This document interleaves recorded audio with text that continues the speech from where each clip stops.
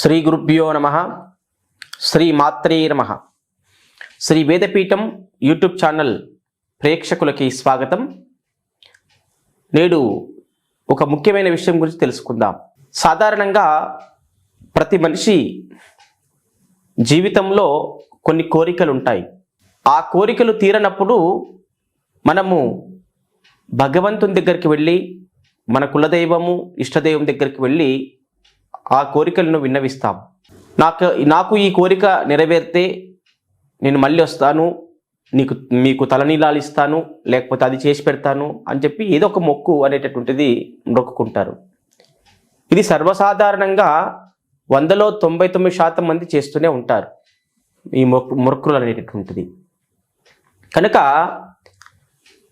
కొంతమంది ఉదాహరణకి తిరుపతి వెళ్ళి వెంకటేశ్వర స్వామి దగ్గరికి వెళ్ళి, నాకు పురుష సంతానం లేదు, నాకు కుమారుడు జన్మించినట్లయితే నేను తప్పకుండా మళ్ళీ మీ దగ్గరికి వస్తానని చెప్పేసి మొక్కుకొని వస్తారు. సరే, అదృష్టవశాత్తున భగవంతుని అనుగ్రహముతో వాళ్ళకి పురుష సంతానం కలిగింది, అబ్బాయి పుట్టాడు.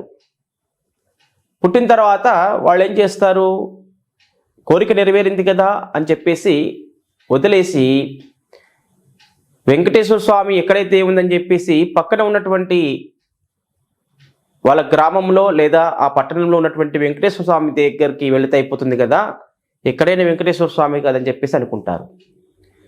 ఎక్కడైతే వెంకటేశ్వర స్వామి అని అన్నప్పుడు ఇక్కడే మొక్కుకుంటే అయిపోతుంది కదా, అక్కడ వెంకటేశ్వర స్వామి తిరుపతి ఎందుకు వెళ్ళి మొక్కాలి?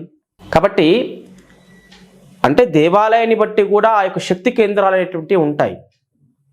తిరుపతికి అంతమంది ఎందుకు వెళ్తున్నారు అంటే తిరుపతిలో ఉన్నటువంటి శక్తి అంత ఉంది కాబట్టి అక్కడ ఆ కోరిక నెరవేరుతాయి. కనుక ఆ యొక్క దేవాలయం యొక్క శక్తి ఎంత ఉంటుంది అంటే కొన్ని లక్షల సంవత్సరాల ఉన్నటువంటి దేవాలయంలో శక్తి అనేటటువంటిది ఎక్కువగా ఉంటుంది. అక్కడ మొక్కుకున్నటువంటి కోరికలు తొందర నెరవేరుతాయి. అక్కడ ఉన్నటువంటి పూజా పద్ధతులు, అక్కడ ఉన్నటువంటి పాజిటివ్ ఎనర్జీ అనేటటువంటిది మనకి తొందరగా ఫలితాన్ని ఇస్తుంది. అలాగా ఒకవేళ వాళ్ళు ఇక్కడ ఈ రకంగా మొక్కుకొని అక్కడ మొక్కుకొని ఇక్కడ తీరుస్తారంటే అది మనం కరెక్ట్ కాదు. ఎందుకంటే ప్రకృతిలో 2 విషయాలు విశేషంగా ఉన్నాయన్నమాట. ఏమిటదంటే సత్యం, ధర్మం. సత్యం అంటే ఏమిటి? మీరు అక్కడ కుమారుడు జన్మిస్తే మళ్ళీ వస్తాను అని చెప్పి కోరిక మొక్కు తీర్చుకుంటానని చెప్పేసి శపథం చేసి వచ్చావు, ఇది సత్యం. ధర్మం అంటే ఏమిటి? ఆ యొక్క చెప్పినటువంటి సత్యాన్ని ఆచరించడమే ధర్మం. అంటే చెప్పినటువంటి విషయాన్ని మనం ఆచరించడం అనేటువంటి ధర్మం. ఈ సత్యము ధర్మము 2 మనిషి లోపల ఎప్పుడైతే మనకు లోపిస్తాయో అప్పుడు ఏమవుతుంది అంటే, ఉదాహరణకి ఆ కుమారుడు జన్మించాడు, బాగానే ఉంది, మీరు మొక్కుకున్నారు, సరిపోయింది, ఆ మొక్కు తీర్చుకోలేరు. కానీ మళ్ళీ అది ఎవరి మీద శాపంగా మారుతుంది అంటే ఆ పిల్లవాడి మీద అది శాపంగా మారిపోయి ఆ పిల్లవాడి యొక్క ఎదుగుదల లోపల, విద్య లోపల, లేకపోతే ఆరోగ్య విషయం లోపల అనేక సమస్యలు వచ్చేటటువంటి అవకాశం ఉంది. కెరియర్లో కొన్ని ఇబ్బందులు, ఒడిదుడుకులు వచ్చే అవకాశం ఉంది. కనుక తల్లిదండ్రులు ఎవరైతే మొక్కుకుంటారో ఆ మొక్కులు తీర్చకపోతే అది తర్వాత సంతానానికి కూడా ఇబ్బంది కలిగేటటువంటి అవకాశం చాలా వరకు ఉంది.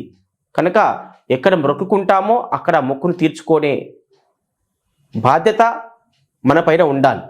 కనుక మొక్కులు మొక్కి మర్చిపోవడం చాలామంది చేస్తుంటారు. కనుక అందుకనే ఒక్కొక్కసారి ఏ మొక్కుకున్నామో, ఏ దేవుని మొక్కుకున్నామో అని చెప్పేసి కష్టాలు వచ్చినప్పుడు మళ్ళీ అన్ని దేవతల దగ్గరికి తిరుగుతూ ఉంటారన్నమాట.